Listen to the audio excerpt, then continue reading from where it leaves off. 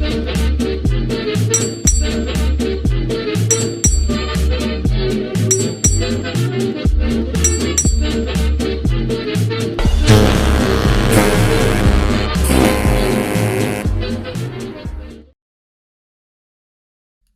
everybody and welcome to the Drydock episode 329, the penultimate Drydock for 2024.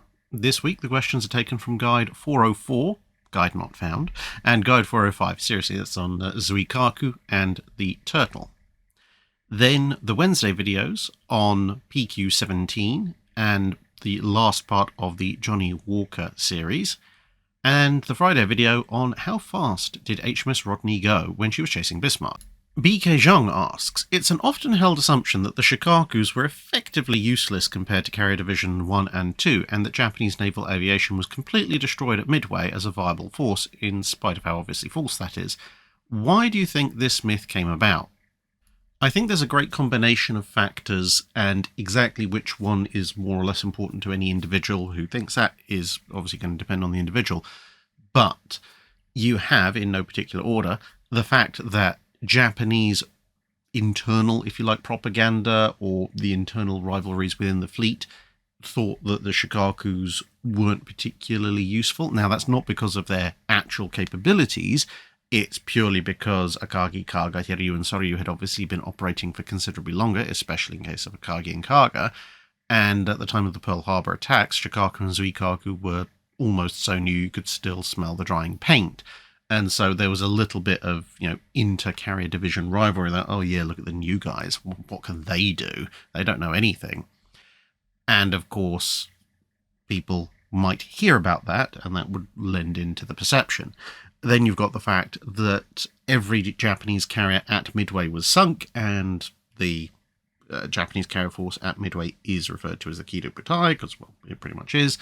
And that obviously generates this idea of, oh, the Kido Butai is sunk, therefore, without specifically saying it, but the mental leap, I suppose, is that if the Kido Butai is sunk here, then any carrier that's not there cannot be part of the Kido Butai, and therefore somehow is lesser, even though obviously that's not the case, because Shokaku and Shokaku weren't there purely because they were recovering from what happened at Coral Sea.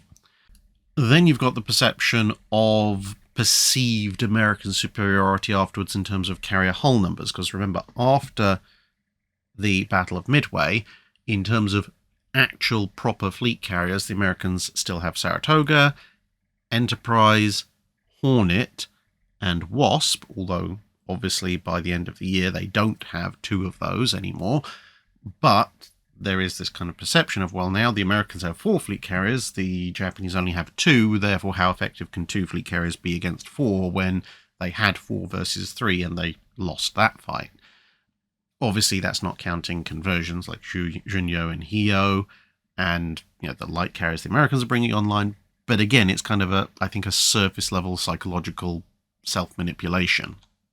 And then of course you have the fact that the more engagements Shokaku and Shokaku fight in as the war goes on, if you look at it from a relatively shallow perspective, the less and less impressive as carriers they might appear. Because, well, by Guadalcanal, I mean, as John Parshall's pointed out, even at Midway, the Japanese carriers are not actually sailing with what's theoretically their full complement of aircraft. The same thing's happening at Guadalcanal, and they're losing their air groups. I mean, now, granted, the Japanese carriers don't turn in a terrible performance at Guadalcanal, but by the end of it, their air groups have been utterly savaged. And then, you go on to Battle of the Philippine Sea and various other engagements, and each time the carriers are losing, Shokaku's eventually sunk, then Shokaku is finally sunk. And of course, that's partly because American operational doctrine is improving and American technology in terms of the capabilities of both their aircraft and their pilots is improving faster than the Japanese generally are. And so, again, when you look at those various encounters, you could come away with the perception that the Shokakus weren't actually all that good because they keep getting into fights and they don't usually win them. And when you compare that to, obviously, Akagi, Kaga, Soryu, and Hiryu, whose effectively only real major high points are Pearl Harbor and, with the exception of Kaga, Operation C, both of which were Japanese successes, I think it's a kind of all of those factors or a combination of them playing into people's minds and them going, oh, well, those carriers were really effective until they weren't. Whereas the Shokakus, well, they were only effective while they were operating with those other carriers. And once those other carriers were gone, then they didn't become effective anymore, which, as you said, is not true, but you can understand why it might appear to be so. Warrant Officer Will asks, you mentioned near the end of the video on Shokaku that Japan was still able to muster up 4 large carriers, 4 small carriers, and 2 hybrid carriers worth of pilots in the run-up to Leyte Gulf. This seems to have been an absurdly large force, especially for Japan's infamously slow and inefficient pilot training program. How did this happen, and would they have made a difference if they hadn't been wasted at Taiwan? While the Japanese pilot training program might well be slow and inefficient by general standards, the fact is Japan was in a war for, 42, 43, 44, and a good chunk of 45, so just over 3.5 years, and they were starting out with a fairly large pilot corps.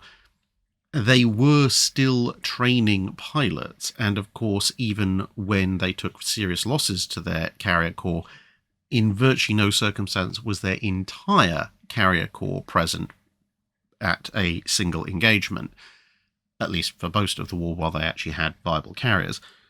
And so that meant that even if you had something like Midway, then, okay, sure, those air groups are largely lost, but there will be some survivors, and there will be the air groups that, in Midway's case, that you're constituting for Shokaku, Shokaku, Hio, and Junyo.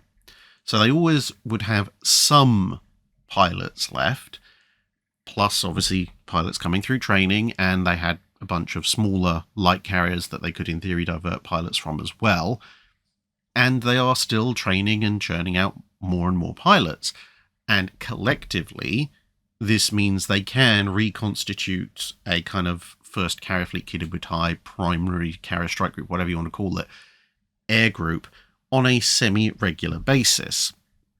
So it's not a case of, okay, you hit them in one battle, their pilot corps gone, they now have nothing.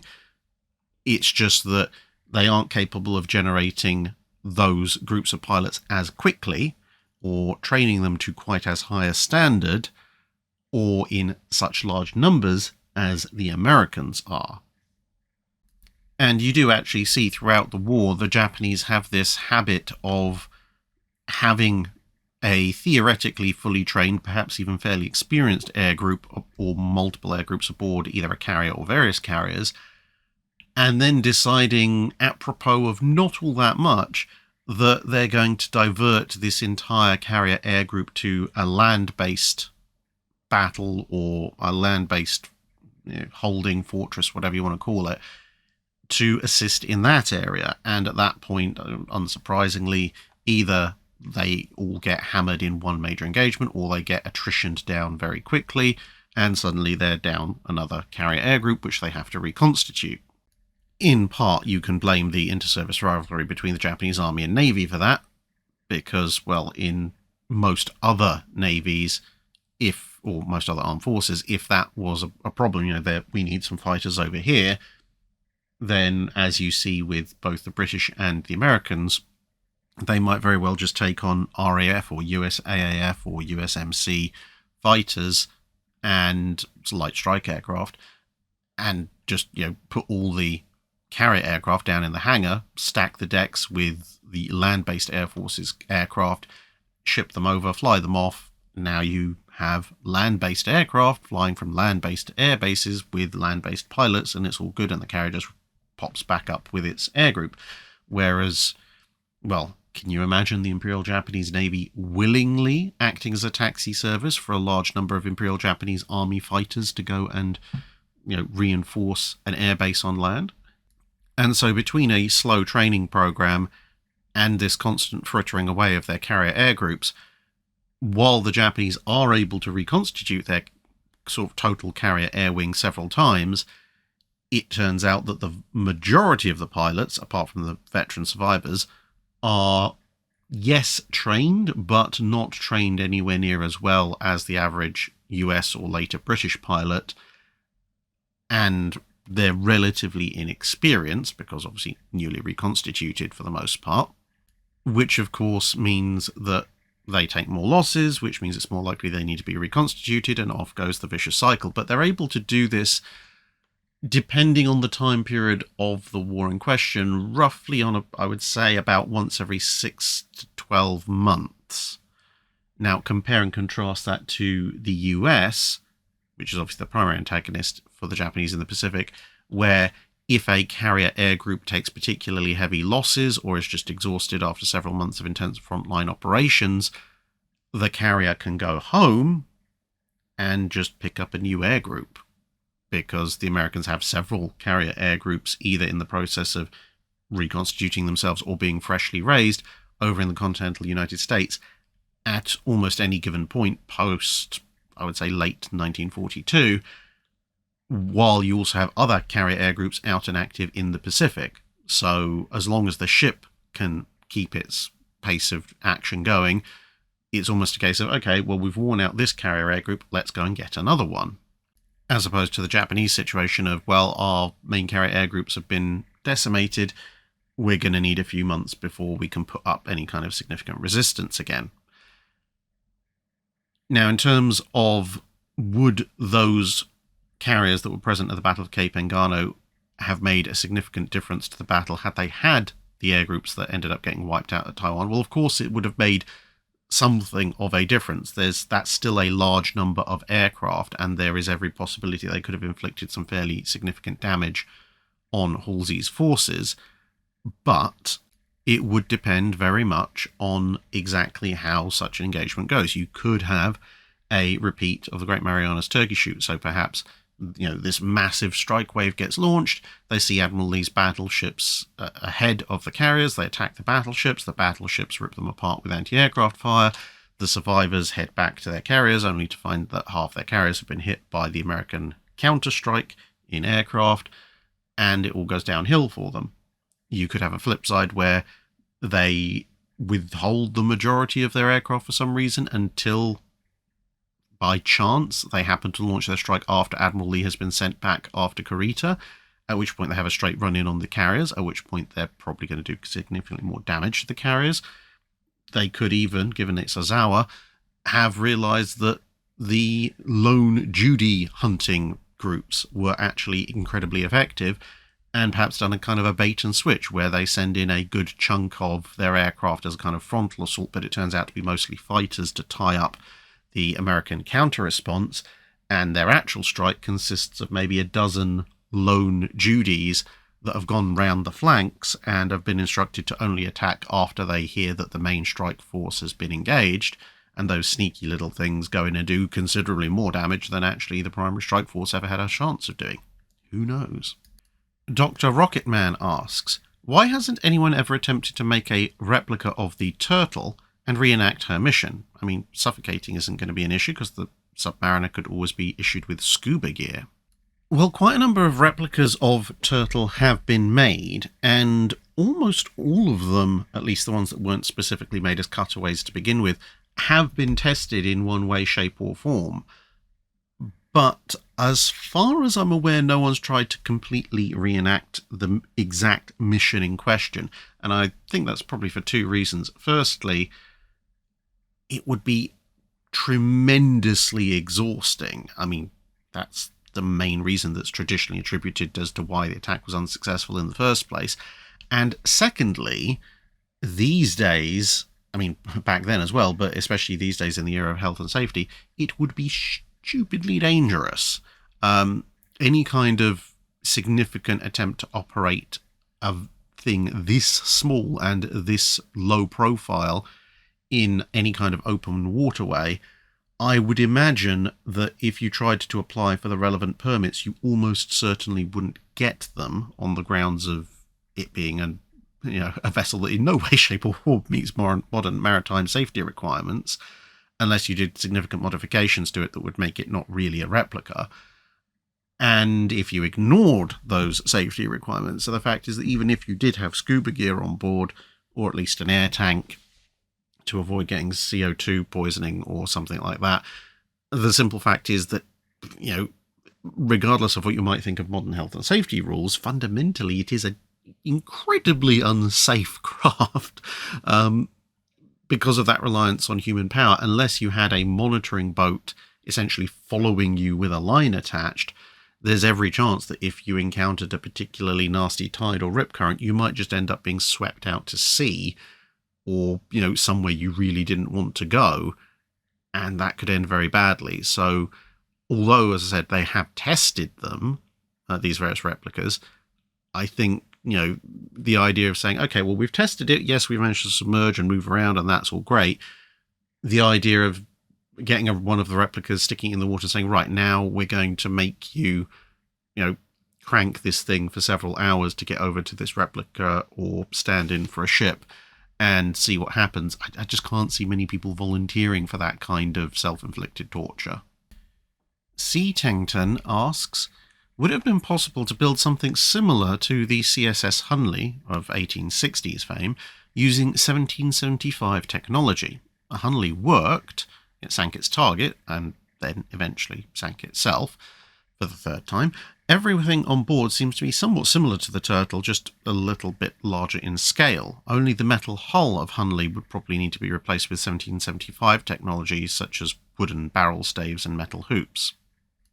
Theoretically, there's nothing stopping you building something similar to the Hunley in 1775. I mean, a multi-person wooden submersible craft had already been designed and built. In fact, several had been.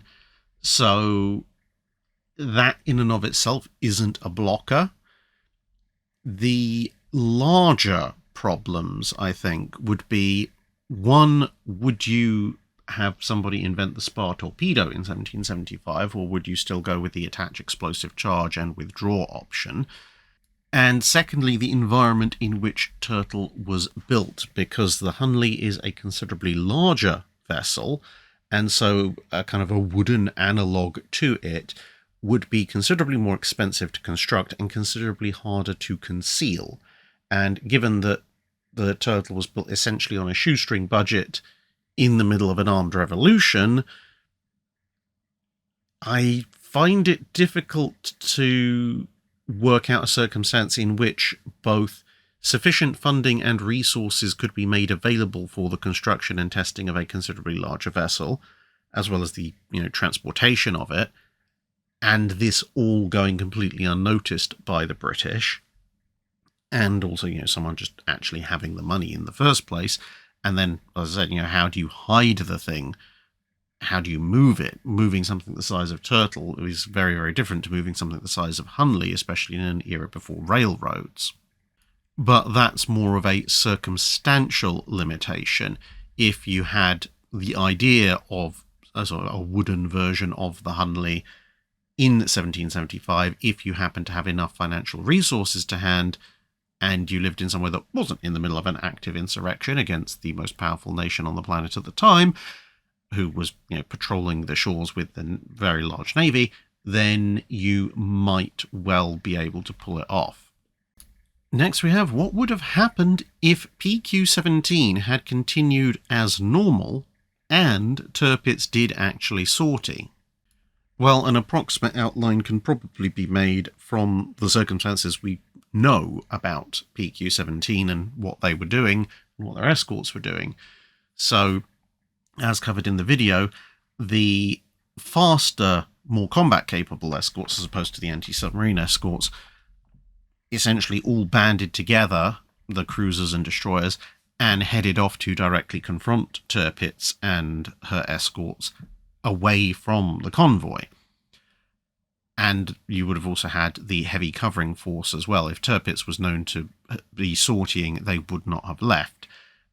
Then you've got the fact that, of course, it was entirely suitable for air operations to take place at the time, because, well, the Luftwaffe attacked the convoys en masse, so the aircraft carrier that was with the heavy covering force would be able to send out its scout and strike aircraft. So, at that point, if we assume that Tirpitz sorties when they thought it sortied and continues progressing towards PQ-17, then chances are it will be spotted by aerial reconnaissance of some form or other, whether that be long-range Allied aerial recon, probably not, possibly either the cruiser's own aerial reconnaissance assets or maybe long-distance patrols from the aircraft carrier. But in some way, shape or form, it's fairly likely that Tirpitz's group would be sighted, which would allow the cruisers and destroyers to move into a blocking position. Unfortunately, the exact timing of the convoy means that a night attack using radar, which would be obviously to the cruiser and destroyer escort's advantage, probably isn't going to happen on the grounds of there's not a huge amount of nighttime at that time of year, that high north. So at that point, I think a lot of it depends on what exactly the heavy covering force is ordered to do when it becomes clear that Tirpitz is actually heading in force. Because the Allied sort of scratch force of the cruisers, mixture of American and British cruisers and destroyers, in theory is actually more than powerful enough to take down Tirpitz's escorts, but obviously is not as powerful as Tirpitz herself. And then you have the random variables of torpedo attacks and so forth. So one possible scenario is that Tirpitz and her escorts run into this Allied escort force, and the Allied escort force is ultimately driven back, but after having inflicted quite severe damage on Tirpitz's own escort force, and potentially some damage on Tirpitz herself, but ultimately the Allied escort force would be beaten. Then the Tirpitz group might come under air attack from the heavy covering forces aircraft carrier, which obviously the heavy covering force is closing in at this point. But if the Allied closer covering force has been smashed, then whatever's left of Tirpitz's group, including Tirpitz herself, would probably take some of the convoy, and the convoy would have to scatter pretty sharpish anyway. So you'd have a sort of a modified version of what happened with PQ-17 historically. That's kind of the optimistic version for the Germans. You could, of course, have a kind of a mid-ground where the German escorts broadly lose the fight with the Allied escorts, and Tirpitz, bereft of most of her escorts and potentially sporting some torpedo hits and or hits from 8-inch gunfire, decides that discretion is the better part of valour and withdraws. That would kind of be a neutral option.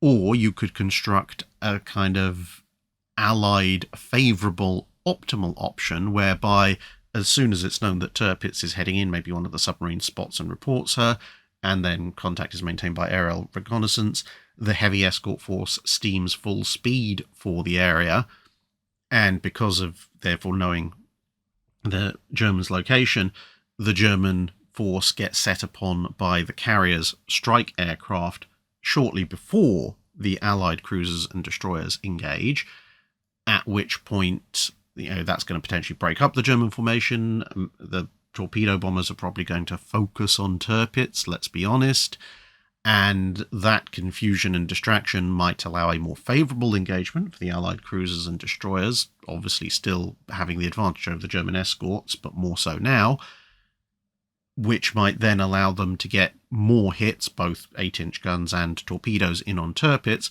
which, let's face it, probably won't kill Tirpitz, but may very well cripple her. And in this very optimistic scenario, then, because the heavy escort force has been proceeding at speed, then the Allied cruisers and destroyers would perhaps withdraw to a watching, shadowing position outside of 15-inch gunfire range, and shortly thereafter, two battleships, including USS Washington, rock up, and Tirpitz is put down by heavy gunfire and continued attacks from a renewed cruiser escort force and the cruisers and destroyers that came with the heavy force, plus potentially some airstrikes, or anything in between all of those possibilities. Benjamin asks, it seems as though casemate guns couldn't be elevated very far, thus reducing their range. Was this a reflection of the expected battle ranges of the time? It depends on the time period. For a good chunk of the time period, yes, absolutely. you don't need to elevate the casemate guns too far because you're going to be engaging at 500,000, 1,500 yards. So limited elevation doesn't make a huge amount of difference. So that's when you're looking at casemate guns, perhaps in the 1880s and 1890s on Leyte era ironclads and pre-dreadnoughts. Obviously, you do have casemate guns earlier than that, but we're talking about guns that could actually theoretically fire considerably longer than their elevation limits and battle ranges limit them to. Once you get into the later pre-dreadnought and then dreadnought period, there are a few other factors that come into play. Obviously, battle ranges are increasing, but the secondary batteries of capital ships don't receive what we would perceive as to be fire control systems for quite a long time. By the time of the Battle of Jutland, not every capital ship present even has full fire control systems, i.e. rangefinders and fire control computers, for their main battery, let alone the secondary battery. And so, although the secondary batteries might have rangefinders on the guns, and therefore their effective range has increased beyond 1,500 yards, they still are not going to be able to fire out to anything like the maximum potential range of the gun itself, and hence the maximum elevation doesn't really matter too much once more. You also have the fact that casemate-mounted guns, because of the armour that they tend to have to be mounted lower in the ship so that they don't affect stability, which usually means mounting them in the hull, which means that you can't have massive great openings in the hull to elevate them high anyway without massively increasing the vulnerability and or wetness of the ship. Now, bear in mind, at this point, when we're talking about the dreadnought, super dreadnought era, some ships are already starting to mount their quote-unquote casemate guns in the superstructure, but you'll note that where those guns are mounted, they tend, unless they're mounted just on the main deck, to not have anywhere near as much protection as hull-mounted casemate guns. But the increasing speed and distance of torpedoes, and the fact that secondary battery on a dreadnought is primarily there for anti-torpedo boat, anti-destroyer work, means that now they are beginning to look at perhaps getting the ranges somewhat higher. And that, as well as the need for increased stopping power, is why you see the secondary battery gradually increasing in dreadnought terms. So you get the sort of the 5 and 6 inch guns instead of the 4-inch guns that are quite common earlier, because a bigger, more powerful gun, even with a lower elevation, will be able to shoot further. Plus you have the aforementioned move generally of secondary batteries to higher positions where they can aim higher and therefore shoot further. And towards the latter part of the First World War, you also start to see a wider scale deployment of secondary battery fire control systems, which enable them to hit accurately at ranges beginning to approximate the actual physical range limitations of the gun. So while during the sort of late pre-dreadnought and then dreadnought period of casemate guns being a thing, they cannot shoot out as far as expected battle ranges likely are, that's because they're not expected to range out to the same distance as the main guns. They are supposed to be primarily anti-torpedo boat guns, which means shooting at much closer ranges, plus the technological limitations, and potentially engaging an enemy if the enemy gets really close. Brendan Buersdorf asks, I've seen conflicting reports about large German cruiser submarines, the Type 11B. Some say that 4 were planned but never completed, and I've also seen some sources say that one of them was completed and that there's even a sea trial report from the manufacturer. Which is true, or have some documents been destroyed and we might never know if any of the Type 11B were completed or not? Given how much documentation we have for the German U-boat program, it's very unlikely that any Type 11Bs were ever completed and the documents destroyed and hidden away. I mean, let's face it, yes, it's a big, impressive cruiser submarine design, but it's also a design of the late 1930s. If there was ever going to be a top secret gigantic submarine that the Germans were going to use for some kind of, clandestine escape purposes that they would try and suppress all knowledge of, it would be something like a Type 18, one of the Walter boats, the design that would later give rise to the Type 21, or something like that. randomly completing what was fundamentally a somewhat obsolete design designed primarily for surface warfare late in World War II makes no sense at all. From what we do know about some German submarines that did try and make a break for, or apparently seem to have tried to make a break for, South America and other places, they were using either Type 9s or Type 21s, which makes sense. With, all due respect to whoever thinks that Type 11 was ever completed, it is, aside from potentially range, the single least suited submarine for a clandestine escape ever devised. It's slow underwater, it's massive and obvious on top of the water. It's just a terrible idea. You take a Type 21 if you're going to do it late in the war, or if you're going to do it all secret type, make a Type 18 water boat, because at least then you'll be able to motor away quite happily underwater, and, well, it would be easier to conceal that in the latter part of the war.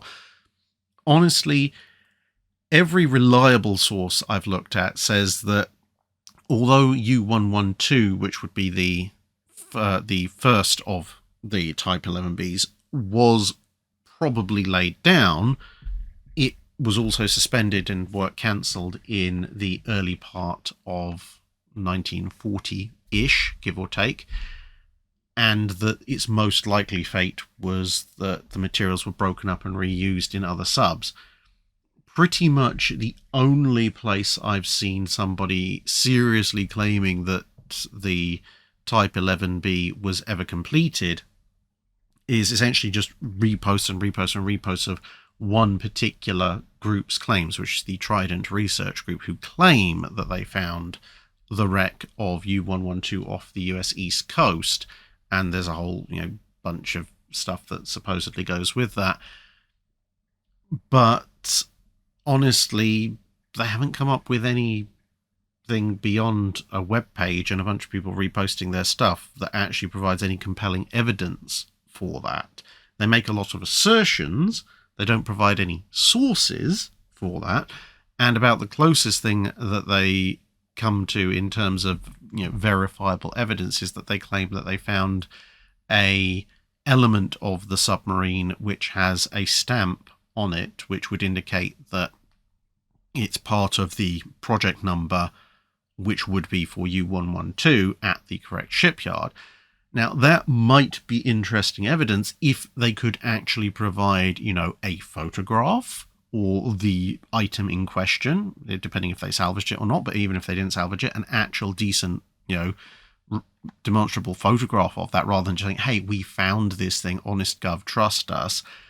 But even then, that doesn't necessarily prove that the wreck is U-112, because, as I said, the most likely fate of U-112 was being broken up on the slipways for, freeing up the slipways for other submarine construction and for the bits of the sub that had already been built to be reused in other sub construction. So it is entirely possible that even if what they're saying is true and they have found a submarine wreck that has this particular stamp on part of its material, that it's just, probably a Type 9 or something, which happened to reuse some components and they weren't going to restamp them all. So that would be a more plausible explanation to me than the Germans spent 2 or 3 years, when they desperately needed every U-boat they could get, slowly completing this one gigantic German cruiser sub, and no Allied aerial reconnaissance, which was constantly flying over the U-boat slipways, ever spotted this weird, gigantic,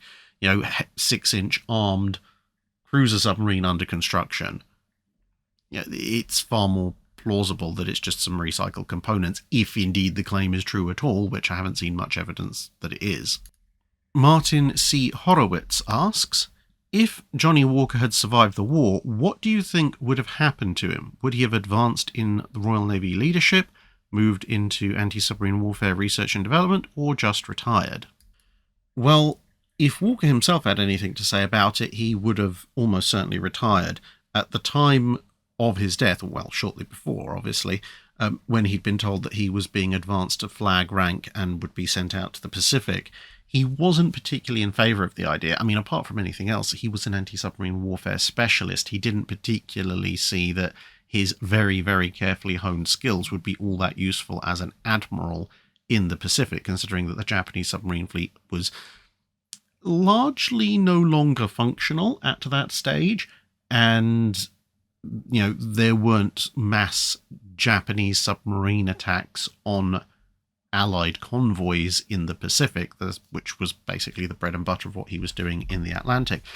I mean, it's possible they would have put him on anti-submarine duty, sort of in charge of the British Pacific Fleet's anti-submarine units generally, which would have been a fairly relaxing and calm posting compared to the North Atlantic. Or they might have just generically promoted him to flag rank. I mean, poor old Admiral Beeen ended up being in charge of aircraft carriers of all things, despite being a destroyer man for most of his life. So they might have just generally stuck him up there either instead of or alongside Admiral Beeen. But apart from, it not being his area of specialism, he did also express the sentiment that, he had had an absolutely exhausting few years out at sea. He felt that he'd done his bit, which is entirely fair, and he did really want to retire. So I suspect that he probably, if he'd received wartime orders to go to the Pacific, he would have done his duty and gone to the Pacific. Obviously, assuming he survived or just didn't have the stroke that he historically did. But having done that, and with the Pacific War over, the Royal Navy would have been downsizing. Walker would have wanted to retire. There would have been other Royal Navy officers who didn't want to retire, so I don't think anyone really would have stopped him. And he might have been consulted as kind of an external civilian expert on occasion. He absolutely would have gotten a knighthood. He definitely deserved one. But I think he would have just retired very, very quickly soon after the war. Ian Carr asks, would the subsequent Royal Navy capital ship hull form designs have been evolutions of the Nelsons, or was the technology moving at a speed where the hull forms would have been started again from first principles? I think it very much depends on when the Royal Navy would have built new capital ships. If they'd been iterating off of Nelson and Rodney, i.e., let's say the Washington Treaty is signed as it is historically, however, instead of there being a 10-year building holiday, there's perhaps a 5-year building holiday, or no building holiday at all, but perhaps something like they say, okay, you can replace any ship that is 10 years or older at the time of the treaty signing. So for the Royal Navy, that would be replacing the Iron Dukes, because the King George V's are being replaced by the Nelsons. Then, yes, it is fairly likely that Rodney's and Nelson's hull form would have been used as a basis for the subsequent successor class of ship. However, the hull form that they used is a rather specific one. The stern shape is obviously in part reflecting the fact it's a 2-screw propulsion vessel, and the whole thing is predicated on a very aft-heavy set for the engines and boilers, and of course the all-forward mounting of the guns. So if they had stuck with this general layout, then even with a slight interruption, they probably would have used the whole form as a basis. But if they'd chosen to go with perhaps a 4-screw solution, perhaps for a fast battleship or a battlecruiser, or they'd gone for a different layout of the main armament, that would have necessitated departures from the hull form to an extent that you pretty much would be starting from scratch anyway. So, for example, when you look at 16A, the design that was eventually settled upon to be the ship that would have been built had the 10-year building holiday not been extended, that's a fairly different hull form because it's a more conventional layout with fore and aft armament, although there are a number of designs sketched up before 16A is selected which do look at an all-forward armament, which do more closely resemble Rodney and Nelson's hull. David Letter asks, would Rodney's more speed-oriented hull form have made increasing the ship's rated top speed easier in any hypothetical modernisation that they might have received? I find it very interesting that their origin as G3 and N3 successors influenced them that much, and I'd like to know more about this. Absolutely, it would have done. Although it doesn't sound impressive, just generally speaking, the ability to near enough as makes no difference, go a knot faster than your design speed at pretty much your design power output is a reflection of an extremely well-designed hull. In fact, a hull that's probably designed for significantly better speeds. And, the fact that Nelson and Rodney both on trials hit almost 24 knots while barely exceeding their designed power output shows that, these hulls have a lot more to go in them. Now, of course, the exact nature of the underwater hull form is slightly different, but it's interesting to note that the overall dimensions in terms of length and breadth of the Nelson type hull is near enough identical to the designs of the F2 and F3 battlecruiser hulls. They're exactly the same width according to most sources, and the Nelson hull as actually built is pretty much directly in between the F2 and F3s as far as hull length goes. Now, the Nelson class does draw a couple more feet in draft than the F2 and F3 battlecruisers, which would obviously complicate things somewhat, but you could do some weight lightening measures, or you're just not going to hit 29 or 31 knots, which, okay, fair enough. And of course, there's a bit more weight of armour and so forth, and slightly heavier guns on the Nelsons, which is in part why they draw a little bit more water. But broadly speaking, the hull form is going to be relatively similar. And given that the Royal Navy expected the F2 and F3 to hit, 29 to 31 knots on two shafts, I think if they had done what has been hinted at in some sources as a complete rebuild and modernisation of Nelson, because Rodney was too worn out by the end of World War II, so post-World War II, I don't think Nelson would hit 29 knots like F3 was supposed to be able to, in part just because she has all that extra stuff on board, plus obviously things like radar and everything that would be World War II era additions. But I think wholly replacing her machinery with newer, more modern high-power machinery in 46 or 47, I can very easily see her clearing 26 knots, possibly more. Rob Smith asks, how influential, or otherwise, was HMS Hood on later designs, not limited to the Royal Navy? Hood was very influential across the world for at least the three big navies in the post-World War I environment. In the Royal Navy, there's obviously Battlecruiser 1919, which, as I've mentioned before, we don't necessarily know exactly what it is, but given some of the later designs probably would have been an iteration on Hood. When you look at some of the early designs that eventually lead particularly to the G3s, they very closely resemble Hood but bigger. I mean, there's one of them which is just, Hood scaled up to fit 18-inch guns to a certain extent, and certainly in terms of overall appearance and capabilities. And there's another one which is basically Hood but with triple 15s in 3 turrets instead of 8 in 4 twins, and various permutations thereon too.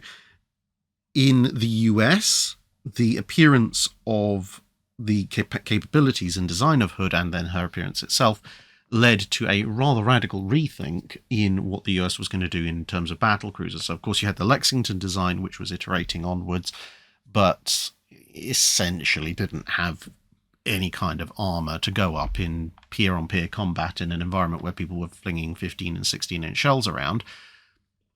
But the appearance of Hood meant that the US Navy turned around and went, hang on a minute, this is theoretically a battle cruiser, but by our own ratings, it has roughly the same combat power as our latest battleships. If you look at the US design documents, they assign Hood exactly the same overall combat power for the purpose of exercises and war games as they do to a Colorado-class battleship. And so you get a series of designs drawn up by the US, partly actually in conjunction with the UK, on what the US is terming, even as early as immediately post-World War I, a fast battleship. And unlike the Lexingtons, although this vessel, this is one of the options you can see here, is considerably more heavily armed than Hood. It has a dozen 16-inch guns in 4 triple turrets, and therefore is obviously much, much larger, it still is considerably more heavily protected than the Lexingtons, and to a certain degree, especially this option, but some of the other options as well, even looks a little bit like an Americanized version of Hood, which perhaps isn't that surprising given that the same guy, Stanley Goodall, who helped design Hood, is here helping the Americans design essentially a bigger and better version.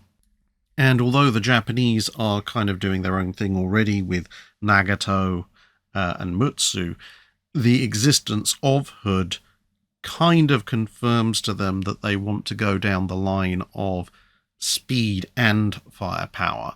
So although Hood isn't a kind of a sea change where they look at it and go, clearly this is what we should do, we should completely alter our design processes already, they do kind of take it as kind of a confirmation and a point in the direction of the idea that perhaps they should try and develop the fast battleship early 1920s edition, which, combined with their own thinking, is why you see the last true battleship battlecruiser pairing in the Japanese infantry being the Akagis and Tosas, and then subsequently the Keys and the number 13s, etc., are trying to combine that in much the same way that Hood combined battleship-grade protection and firepower with battlecruiser speed for her time.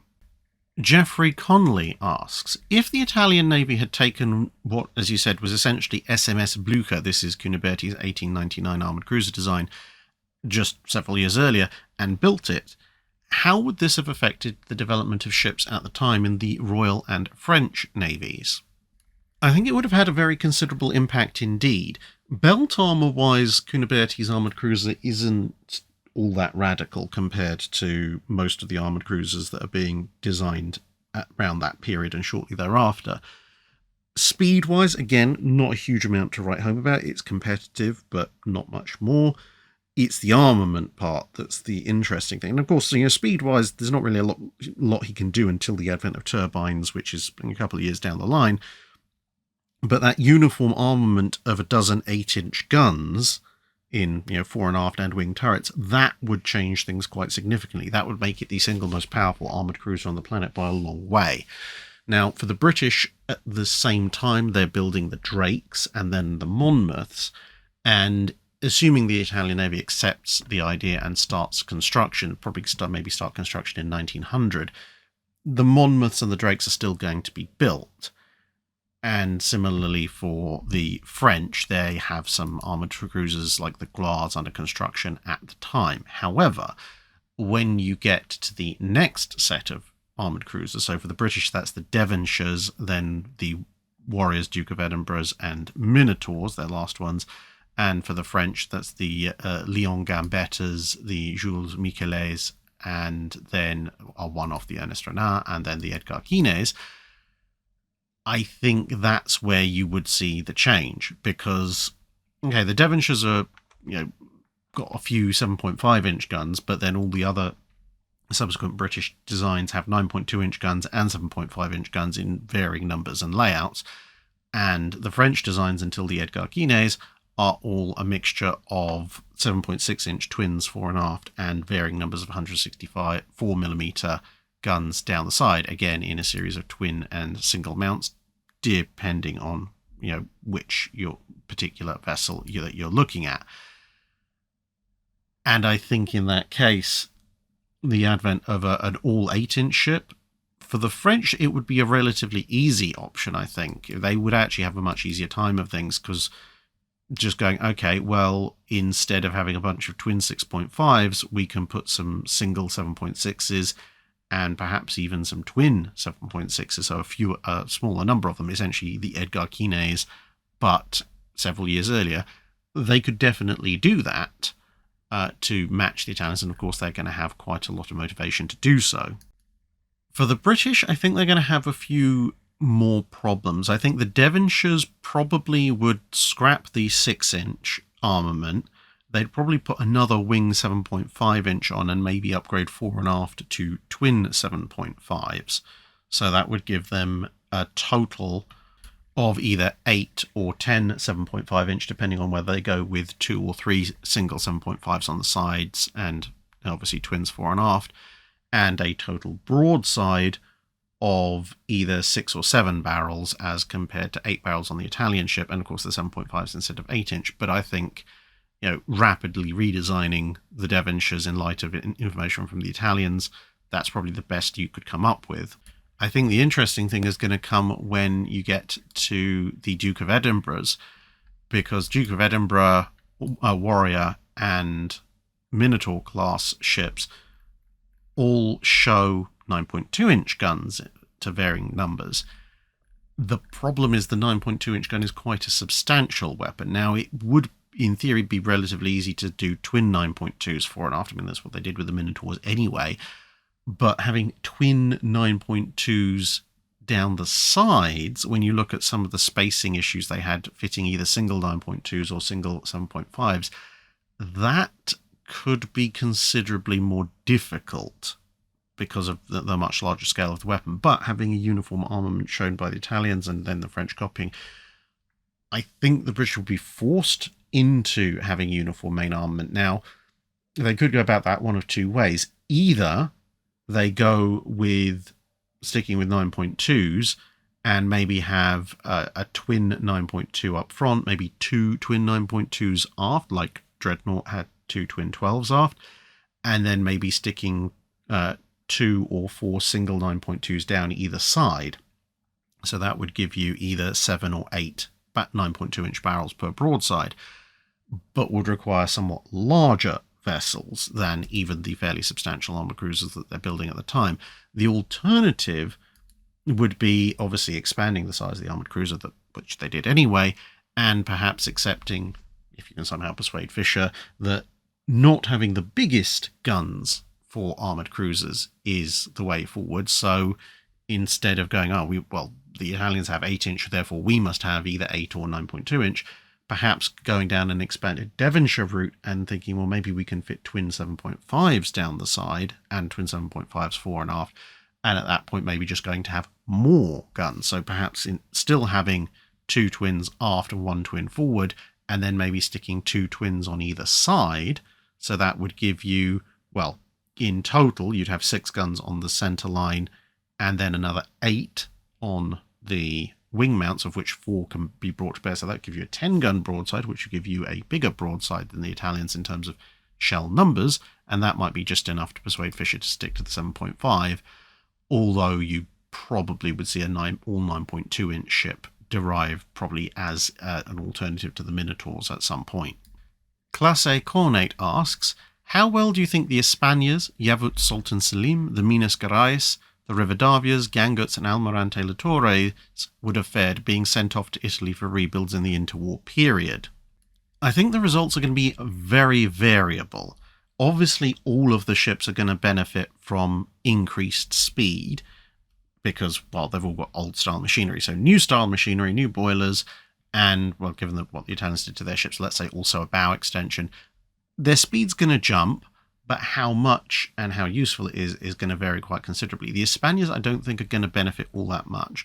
Their belt armour is pretty poor to start with.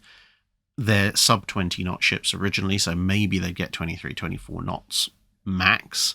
But they don't really have all that much firepower to lose. They've only got 8 12-inch guns to start with, and half of that is amidships, where if you really want speed, you're going to end up having to sacrifice those guns to more machinery, and the ships really can't be rebuilt to relocate those turrets entirely, because at that point you might as well build a new ship, at which point you're either going to end up with essentially a really fast pre-dreadnought coastal defense ship with lots of secondary anti-aircraft guns, or you're not going to get much in the way of increasing, maybe a 22-knot ship if you retain all the existing guns. Yavut's Sultan Selim, on the other hand, I can see coming out of it very well, because, she's got 10 guns already, and she's the fastest of all the ones we're sending in. So modern machinery, I think you could get modern machinery on the ship, potentially boosting its speed, especially with a bow extension, without having to sacrifice the main guns. But if you're really pushing it, maybe you want to get up to, turning a battle cruiser into a interwar battle cruiser, so you want to hit 30 knots. so, or more, with, say, bow extension and a bunch of extra machinery, I think you could still do that and retain an 8-gun broadside. Now, this would be a fairly substantial rebuild, but hey, taking out turrets is already a fairly substantial rebuild. I think what you would end up doing is taking out the 2 wing turrets, but then realigning the machinery spaces. So the boiler space would probably get slightly smaller, but not that much. But you could then trunk the funnels a little bit better, and that would allow you to permanently remove one of the wing turrets, but move the other one amidships, so it's essentially a Q turret position. So you'd have an 8-gun ship capable of maybe 30 plus knots, and the armor's okay for a battle cruiser at that point, but don't change it all that much. The Minas Gerais class, well, we're back to being not particularly well protected and relatively slow, faster than Hispania, but most things are faster than Hispania.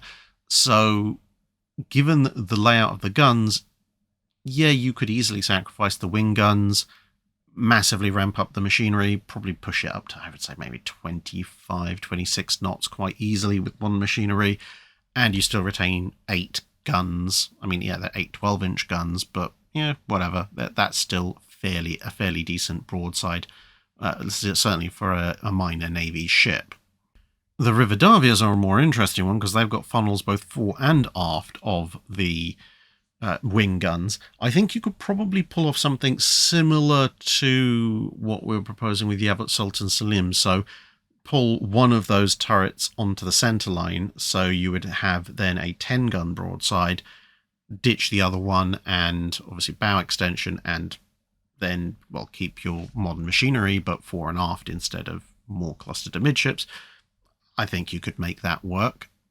The Gangets are the second fastest of the club, so I'd just eliminate the second turret, lots more machinery, bow extension again, keeping a 9-gun broadside, and job's done, and you can probably get up to 28, 29 knots quite comfortably.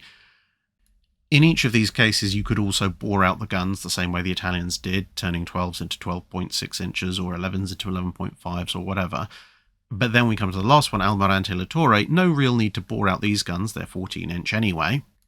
But again, slap on a bow extension, you've got a Q turret already, so if you deleted that, you'd still have an 8 14-inch gun broadside, which is nothing to sneeze at. Stick a bunch of modern machinery in, they're 22, 23 knots already. Based on the Italian principles, probably get them up to 27, 28 knots quite comfortably, which means that they're not too far away from the Congo class as battle cruisers, and in fact have a slightly stronger belt. The Fighting Irish-American Destroyer asks, if USS Portland hadn't scuttled Yuudachi after the first Battle of Guadalcanal, could the US Navy have captured it? It depends on exactly what her status was. Most sources seem to indicate that Yuudachi's hull was abandoned at the time that Portland opened fire. Conversely, a few other sources indicate that something was happening aboard her, whether that be a white flag flying, as some report, or some others say that what was perceived to be a white flag was perhaps a makeshift sail to try and get the ship underway since her machinery was dead in the water. But either of those would indicate that there was somebody aboard. If there was Japanese crewmen still aboard, then any approach by a US ship almost certainly would have led to them at the very minimum, attempting to scuttle the ship again, probably by just trying to set off the ship's magazine. So fairly unlikely that you would be able to capture a Japanese ship with the crew still aboard and able of contributing resistance.